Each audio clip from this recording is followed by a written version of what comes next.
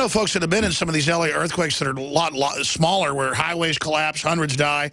I mean, folks, how many hundreds of thousands died in the tsunamis a decade ago, or less? I guess 8, 9 years ago. People, I mean, this is happening all over the world. We've been very blessed not to be hit by what's hit Pakistan and Iraq and Iran and all these other countries that just get devastated. I mean, I've seen numbers of hundreds of thousands getting killed in earthquakes in places like Pakistan. You know, Alex, you chose the word blessed, and I do agree. It is by the blessing of our Creator, God, that we have been spared these things. But when we pull away from God, like we're doing now, due to the administration, you know, and all the changes they've made, we can expect these things to fall upon us like judgments. You know, it's the blessing is being removed, I'm sure.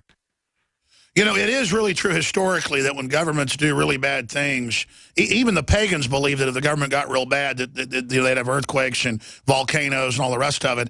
And you know, the Bible says that, and people always poo-poo it.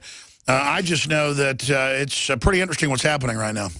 Well, let's watch what happens in the Middle East. We can segue from here to politics, because if the United States is heavily involved, which it is, in the partitioning, the dividing of Israel for a peace treaty between, you know, Palestine and Israel and you know the rest of the Arab nations. If it is divided, we can expect our country physically to be divided by earthquakes and damaging, you know, geological events like volcanoes, etc. And you're saying because that's in Revelations or Daniel, or you? No, I'm just saying we've observed that whenever we do something to hurt Israel, something of a measured response comes from God to our country, you know, a proportionate response.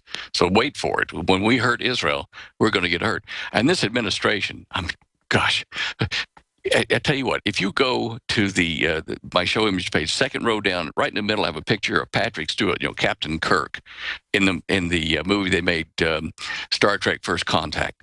And he's saying there, this far and no farther. You know, they draw the line, and that's like in the Alamo. The line must be drawn here. We have got to stop this administration. Somehow, we must draw that line now. And I can't stress that enough. Well, there is, I mean, even for folks that don't like some of the things Israel's up to sometimes, they're different governments. Yeah. What's going on with arming all the radical Islamists, turning them loose all over Africa, the Middle East, trying to overthrow Egypt, and then criticizing Israel? I mean, that is what the White House has been doing. That's just insane. Well, the White House is funding, you know, the enemies of Israel. And even though you say that there are good Muslims and then there are terrorist radical Muslims, when you fund those countries, it funds the radical segment more than it does the people, the Muslims of those countries that really just average everyday people. In Iran, we have to watch what the administration here does with funding Qasem Soleimani, General Soleimani, that's Solomon in their local language, because he is moving against ISIS and is therefore, quote unquote, a friend of the United States, because the enemy, my enemy, is my friend. And so the United States is helping Iran, Qasem Soleimani, against ISIS, and everybody's supposed to applaud when ISIS gets crunched. And I think they'll get crunched. And the guy in the Middle East, the military genius that will do this and is doing it, is General Qasem Soleimani.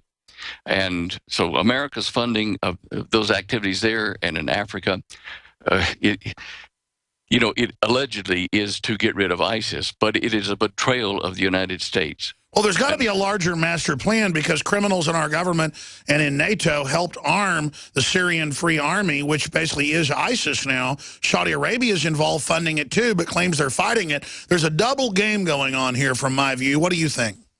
Oh, yeah, look, this is a chess move, and it's not the final play at all.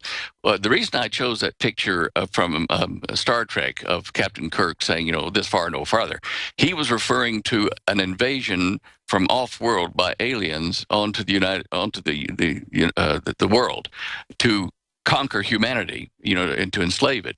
And I think the end game, look further than we are right now at local politics. Look at the global picture, and I've said this time and time again for decades now.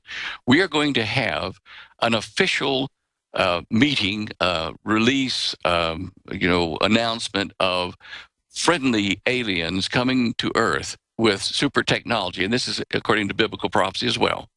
And this is what well, you do see the Pope and others coming out saying they think there's other life forms out there, and all the Hollywood movies. Now there's a Project Bluebeam to have fake alien landings. But, I mean, you're saying you think the end game is something like that? Absolutely, absolutely. We're going toward a global dictatorship, but it will be like the movie, the miniseries V that Kenneth Johnson produced in the mid-'70s. The friendlies come looking like humans with their spaceships, park all over the major cities. They have ships that are a mile wide, just hanging in the air over cities, and our scientists are kind of just, dumbfounded. This is impossible, but there it is. And they come in peace, they say. We mean you no harm. We will give you cures for cancer and energy and this and that. So people suck it up. And now then, that they had human skins over reptilian bodies. Well, I know Hillary probably is actually a demonic 14-foot Easter bunny underneath her. Yeah. I know the elite running things act like they're aliens from deep space come to enslave us. I know that. It's kind of instead of taking a power nap, I'll listen to a couple of songs. A little classical music, a little George Strait, a little Great White. StanDeo.com, our guest. We're getting back up soon on his political worldview of what's really going on.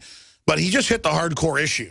Why is it when somebody, an engineer or scientist, says, hey, this is demonic, that's what's happening, people are like, oh, that's kooky, that's weird. But wait, 80% of Americans, 82% says they're Christian, believe in a God and the devil.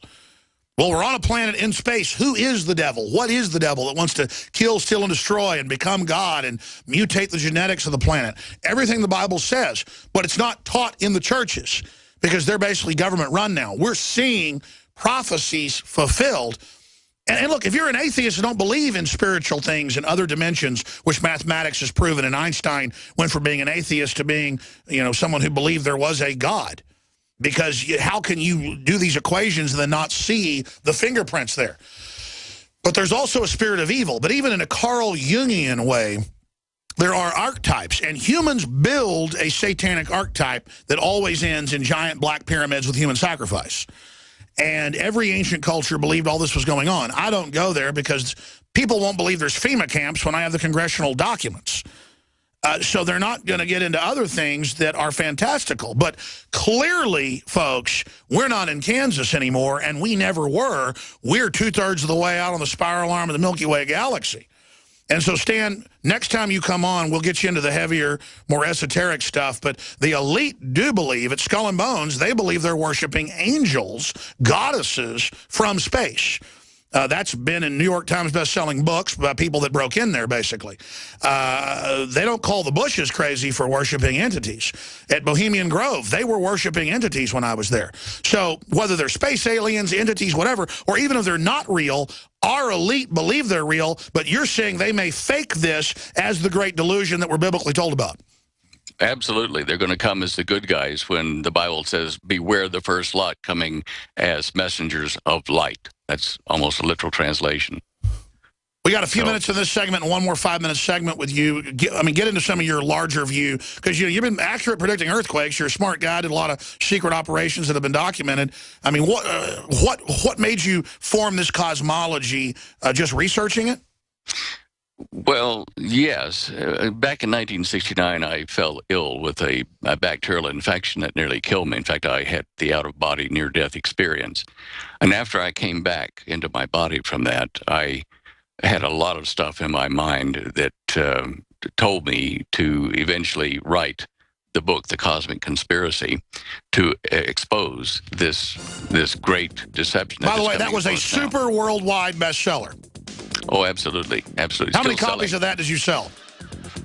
Well, I last count a couple years ago, 250,000 copies, which is just for an amateur guy, that's a lot of books. Well, I know, but it got picked up and put into other serials and things. I just know it was in magazines, you name it. Yep, we're going to come right back. I'm going to have you back up soon for a full hour on the Cosmic Conspiracy, your view on that.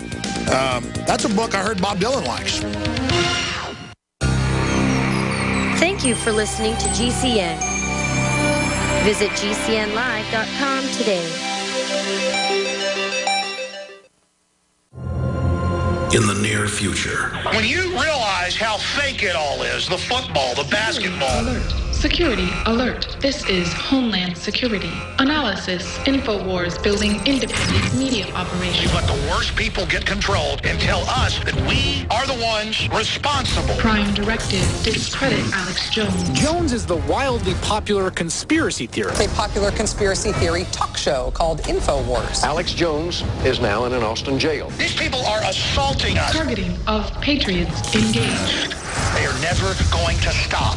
They're never going to deviate from their program until we stop them. Block free iPhone app at Infowars.com. Block free podcast and video feed. Imperative. Destroy Prison Planet TV. You gotta set your eye on the enemy, not worry about what propaganda they put out. Intellectually, it's begun and you can feel it.